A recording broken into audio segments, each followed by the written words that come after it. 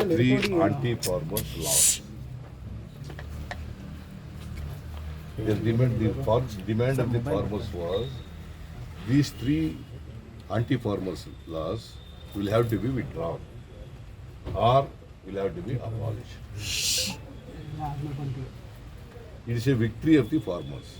It is a victory of the opposition party.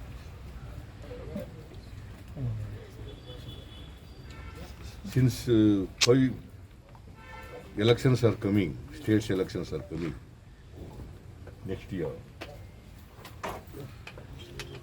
the BJP people is afraid of the outcome of the election. The people are against BJP. They have seen, they have experienced in the by-election.